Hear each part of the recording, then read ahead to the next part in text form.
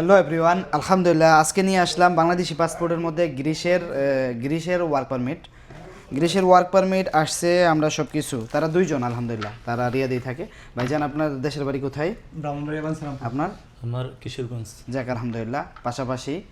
আর বিশেষ করে ওনারা রিয়াদে থাকে, ওনাদের অ্যাপয়েন্টমেন্ট আইছে রিসেন্টলি। আচ্ছা, আপনাদের গ্রিসের ওয়ার্ক পারমিট আসতে কতদিন সময় লাগছে? আমাদের 4 মাস সময় লাগছিল ওয়ার্ক পারমিট আসতে। এমবাসি ডেট তো আমরা অ্যাপ্লাই করে দিয়েছিলাম, 4 মাসে পাইছেন না? হ্যাঁ, আমি গত কয়েকদিন আগে অ্যাপ্লাই করছি, মাত্র 1 মাসের ভিতরে ডেট পেয়ে গেছে। আমরা ফাইলটা রেডি করবো, 17 তারিখে সাবমিট দেবে। আচ্ছা, আপনি তো ফাইল দিয়ে আসছেন। জি জি। আপনি অ্যাপয়েন্টমেন্ট পাইছেন, কিন্তু ফাইল গুছানো ছাড়াই আপনারা চলে গেছেন শুধু ওয়ার্ক পারমিট নিয়ে। আপনি তো ইন্টারভিউ নিছে না? অবশ্যই ইন্টারভিউ নিছে। বেশি তো প্রশ্ন করে নাই? হ্যাঁ, বেশি প্রশ্ন করে নাই। জটিল প্রশ্ন ছিল কি প্রথম? জটিল প্রশ্ন বলতে আমার ফার্স্ট টাইম জেনেছি ইংলিশ না আরবি, তাই আমি বেছে নিয়েছি ইংলিশ। আচ্ছা, তারপর কি জটিল প্রশ্ন ছিল? যে জটিল প্রশ্ন জাস্ট যে ওয়ার্ক পারমিট গুলো আছে ওইগুলোতে কোশ্চেন। ওয়ার্ক পারমিট কে দিছে, কোন কোম্পানি মালিকের নাম কি, স্যালারি কত, কি কাজে, এগুলোই তো, এর বাইরে কিছু না। আপনারা অনেকেই দ্বিধাদ্বন্দ্বের মধ্যে থাকেন যে এম্বাসিতে গেলে কি প্রশ্ন করবে। ভাই বেসিক প্রশ্ন করবে।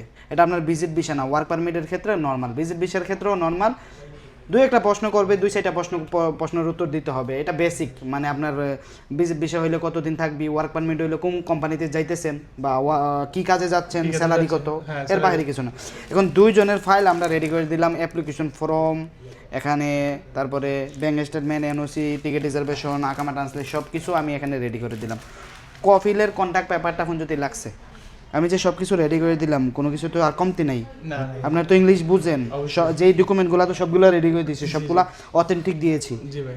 1 বছরের ওয়ার্ক পারমিট ইন্স্যুরেন্স দিয়েছি, অথেন্টিকটা, যেটা খুবই প্রয়োজনীয় জিনিস। ভালো থাকবেন ইনশাল্লাহ। আর আমাদের সার্ভিস কেমন লাগলো বরাবর? আলহামদুলিল্লাহ। আচ্ছা, আপনি আমাকে পাইছেন কিভাবে?